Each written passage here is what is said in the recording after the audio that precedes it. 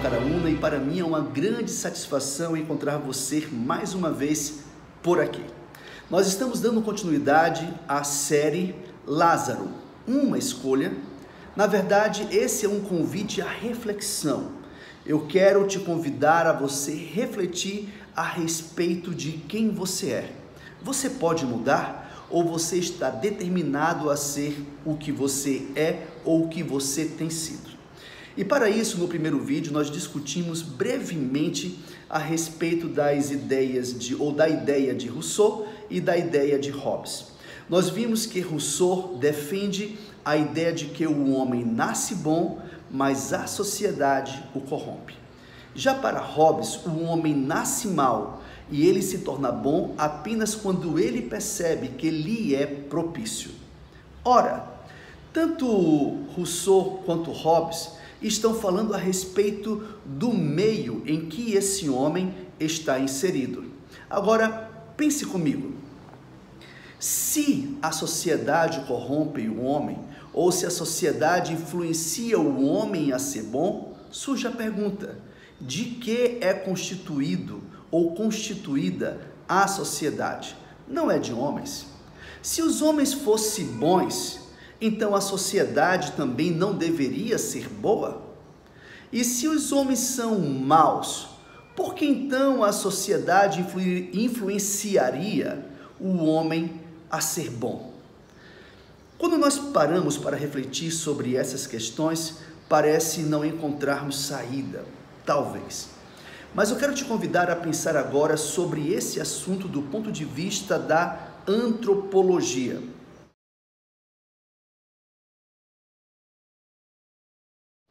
Eu andei fazendo algumas pesquisas sobre esse assunto e eu não vi, pelo menos eu não encontrei, nenhum relato antropólogo afirmando que dentro da sociedade de algumas tribos indígenas ou até mesmo dos aborígenes tenha sido presenciado alguém que tenha saído da normatividade cultural em que eles estavam inseridos.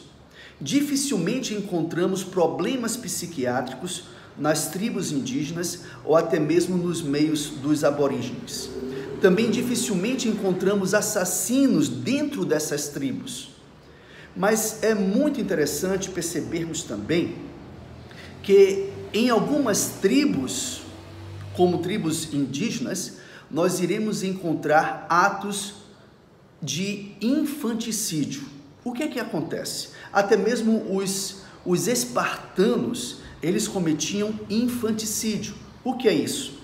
Eles pegavam uma criança recém-nascida, eles observavam a criança, se ela era fraca, se ela era forte, apresentava um físico que lhe propiciava a luta ou a vida em combate.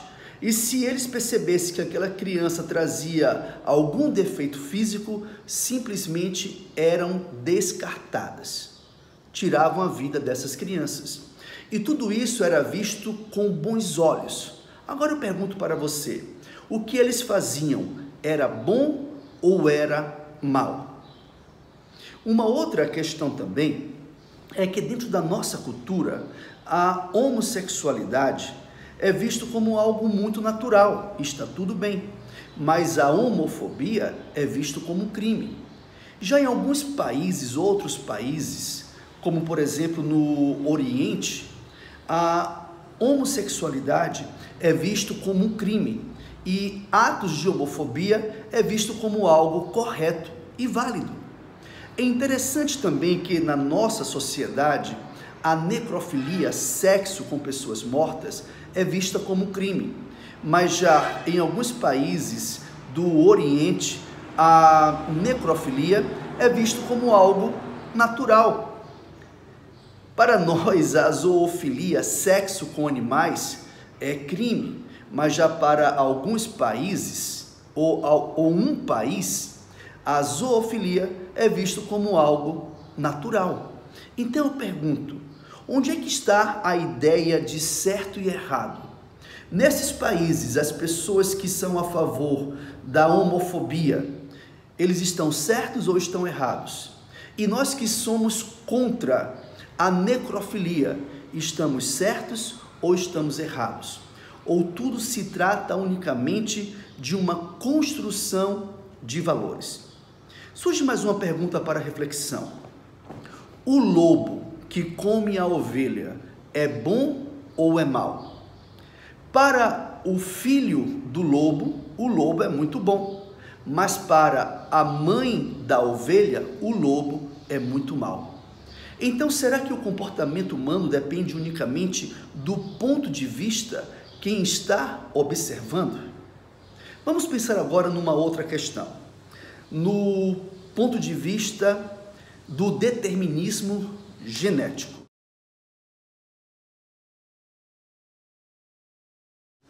Será que o comportamento humano é determinado pela genética? O que é que você acha? Vamos lá então. Existe um estudo que foi realizado aproximadamente há 40 anos atrás, com gêmeos univitelinos, portanto que possuem a mesma carga genética. Se o comportamento é definido pela carga genética, isso quer dizer que, de todo jeito, gêmeos terão que ter o mesmo comportamento, terão que agir da mesma forma. Só que isso é verdade? Não é verdade. Os estudos com gêmeos univitelinos e que foram criados por pais separados, por famílias distintas, demonstraram que 40% em média, 40% do comportamento desses gêmeos era de fato idêntico. Como, por exemplo, a velocidade em que eles se movimentavam e alguns gostos musicais, como também a altura sonora. E os outros 60%, 55% seria influenciado pelo meio em que eles são inseridos. Quando nós falamos ainda sobre genética, nós podemos nos lembrar do livro O Gene Egoísta, que foi lançado por Richard Dawkins. Dawkins é defensor do evolucionismo, logo ele concorda com as ideias de Charles Darwin, e ele então propõe a ideia de que existe um gene egoísta, e esse gene egoísta seria o responsável por todos os problemas da humanidade. No entanto, outros grupos de geneticistas discordaram de Richard. Se existe um gene para o egoísmo, também existe um gene para a homossexualidade ou para a heterossexualidade? Existe um gene para a obediência ou para a desobediência?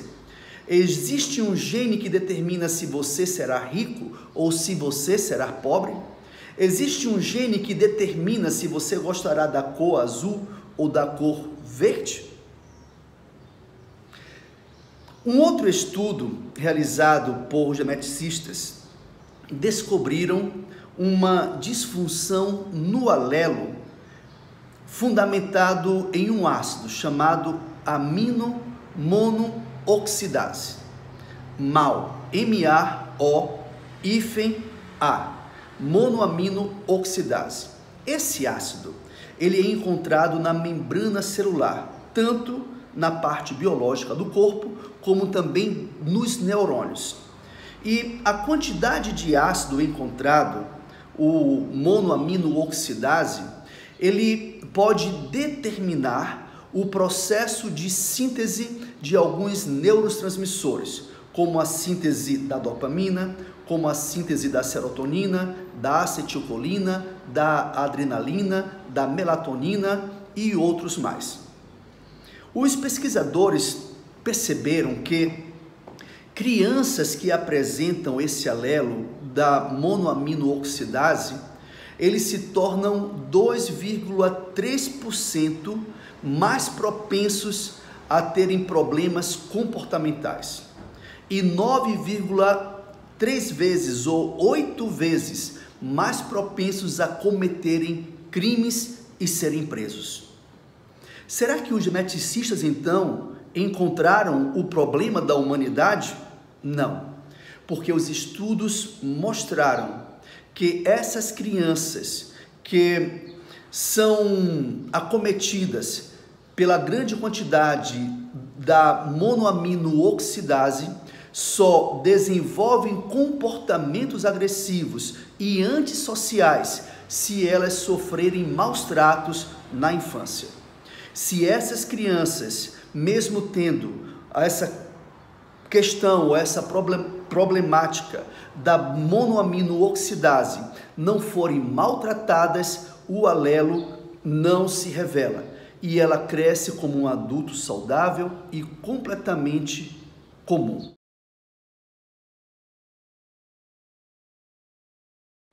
Já fazem quase 10 minutos de vídeo e para não ficar cansativo, eu irei dar uma paradinha, irei lançar o próximo vídeo dando continuidade à série Lázaro, uma escolha, um convite à reflexão para pensarmos sobre a natureza humana. E no próximo vídeo, no vídeo 3, eu irei falar sobre epigenética. É possível o meio externo influenciar a vida dentro de mim? Vamos falar sobre esse assunto. Mas se você está gostando dessas ideias, desses conceitos, e se você acha que outras pessoas poderão ser beneficiadas com esse conhecimento, por favor, se inscreva no canal, aperta o sininho, deixa o seu like e compartilha. E se você achar interessante, comente também. Os comentários muitas vezes são muito mais ricos do que os conteúdos que eu estou apresentando. E assim todos nós estaremos sendo beneficiados com o conhecimento. Conto com você. Um abraço, até o próximo vídeo.